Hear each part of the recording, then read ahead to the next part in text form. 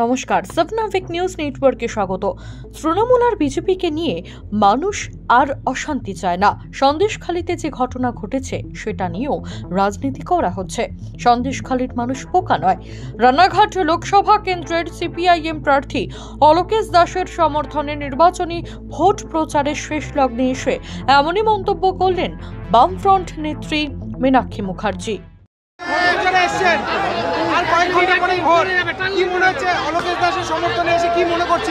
তৃণমূল বিজেপিকে নিয়ে শান্তিপুরের মানুষ আর অশান্তি চায় না।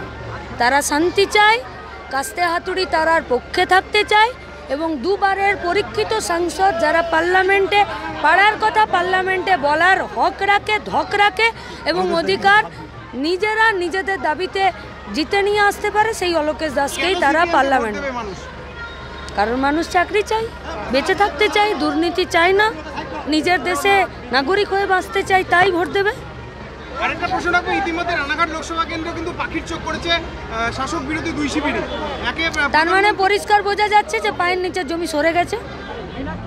উল্লেখ্য, এদিন সকাল থেকে রানাঘাট লোকসভা কেন্দ্রের বিভিন্ন বিধানসভা এলাকায় নির্বাচনী প্রচার করেন মীনাক্ষী। সাথে ছিলেন প্রার্থী অলোকেশ দাস। এরপর নদিয়ার শান্তিপুর বিধানসভায় অলোকেশ দাসকে সাথে নিয়ে রোড শো করেন।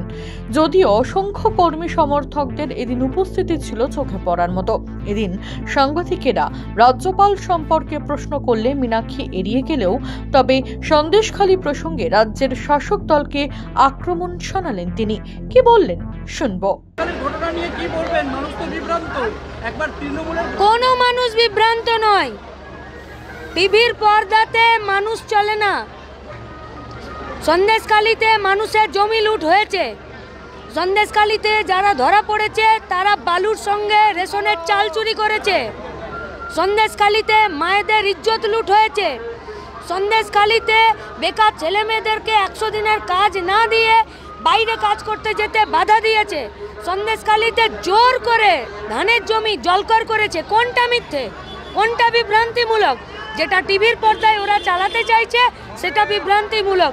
পশ্চিমবঙ্গের মানুষ এত বোকা নয়। এটা তেভাগার আন্দোলন, এটা বর্গার আন্দোলন, এটা স্বাধীনতা আন্দোলনের মাটি। মানুষ যোগ্য জবাব দেবে, কিচ্ছু বলার নেই। সবনাভিক নিউজ নদিয়া ব্যুরো। সমস্ত খবরের আপডেট পেতে লাইক করে সাবস্ক্রাইব করুন সবনাভিক নিউজ। সেই সঙ্গে বেল বাটন প্রেস করতে ভুলবেন না।